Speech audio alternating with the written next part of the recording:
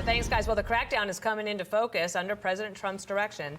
ICE is racking up thousands of arrests, and this as we enter week 2 of Trump 2.0. Good morning. I'm Dana Perino. Bill is off today. Good morning, Sandra. It's great to be with you, Dana. Thanks for having me. I'm Sandra Smith. This is America's Newsroom. It was a busy weekend for sure for ICE, the agency arresting nearly 300 illegal immigrants on Saturday alone and nearly 1,000 on Sunday.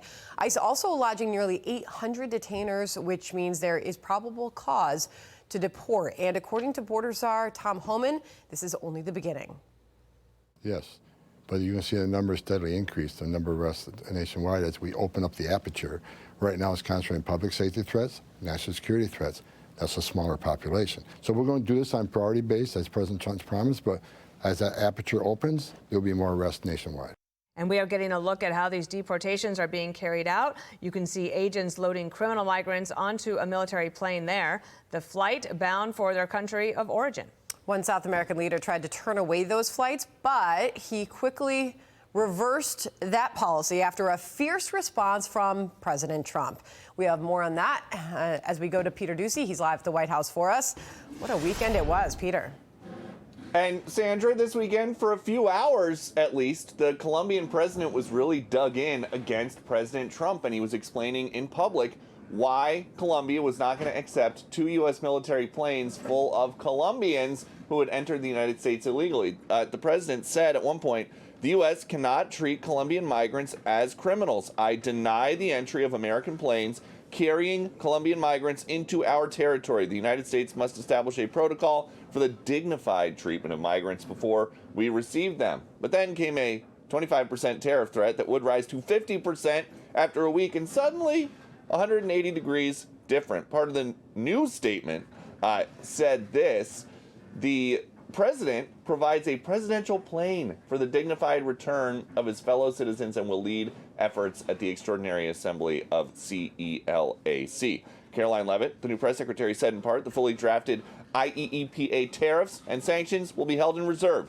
and not signed unless Colombia fails to honor this agreement. The visa sanctions issued by the State Department and enhanced inspections from Customs and Border Protection will remain in effect until the first plane load of Colombian deportees is successfully returned. The new president wants to deport people back to their countries of origin. These tariff threats are a way to try to keep that process moving, and that's not going to stop.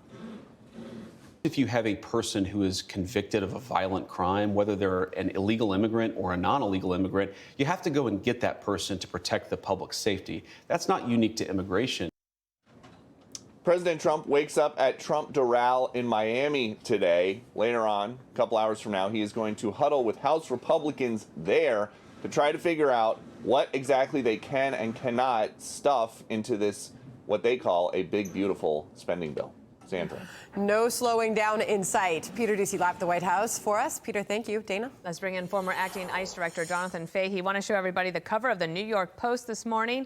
New tariff in town, which of course they're 100 for 100 when it comes to great headlines. But that was quite an amazing thing yesterday to have the Colombian president try to defy President Trump and then basically cave so badly that he was offering his own plane.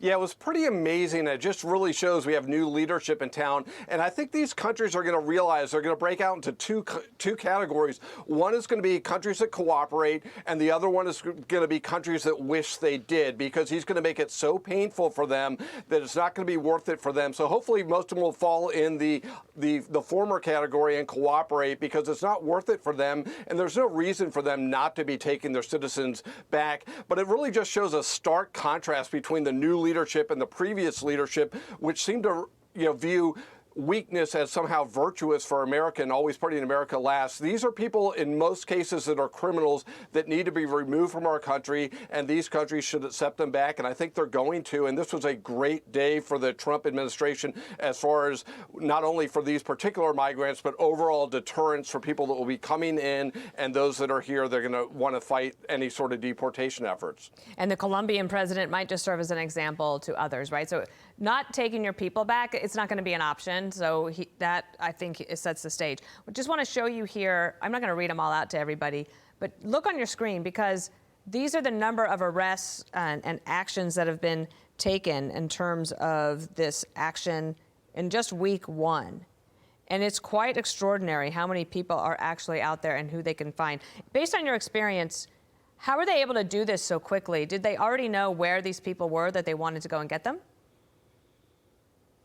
Yes, and this really also just shows what the Biden administration hasn't been doing, because a lot of these people are sitting in local jails. So the people they say lodge detainers on, those are people in jail that the previous administration just didn't even bother to lodge detainers on. And a lot of these other people, they know exactly where they are, and they have known that that's the only reason they were able to get them. But I think a lot of the things this administration is doing, you know, one of the things Stephen Miller talked about, I think on Friday on Fox, was about how they're creating task forces with local law enforcement and all the federal agencies to go after the illegal migrants and criminals. And this is really more than a force multiplier, because this is something the federal government routinely does with drug traffickers, gangs, human traffickers, and you get the experience of the local law enforcement in terms of locating people with the federal expertise of federal law enforcement. So it really is going to, the numbers are going to skyrocket from these numbers, which are already at about 1,000 a day. The administration taking some heat for how they are being described as going after folks. Watch Martha Raddatz and Tom Homan this weekend. How many MS-13 members are the age of 14 to 17? Many of them.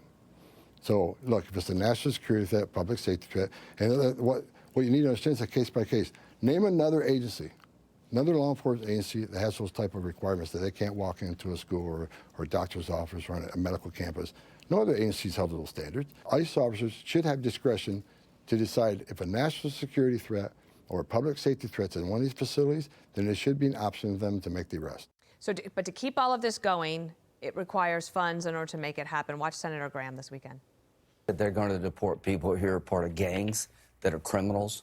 There's 1.4 million who've had their case fully adjudicated, and they're still here. There's about 680,000 convicted of serious crimes. To my Republican colleagues, particularly in the House, as we fiddle, our immigration plans are hitting walls. We're not building walls, we're hitting walls. Last word to you about that point. How quickly do they need these funds in order to keep doing what they're doing? Well, I think they're going to need funds right away, but at least the most important thing that they're doing right now is by showing this show of force and show of strength, they're deterring new people from coming in. So at least we're stopping the flow, but money is necessary. But keep in mind, it cost $150 billion tax dollars for illegal immigrants to care for them with all their services just last year. So ultimately, whatever we spend, we're probably going to be netting on the other end of it over time. That's a great point. Jonathan, thanks for being here. I'm sure we'll see you again. Thank you. I'm Steve Doocy. I'm Brian Kilmeade. And I'm Ainsley Earhart. And click here to subscribe to the Fox News YouTube page to catch our hottest interviews and most compelling analysis.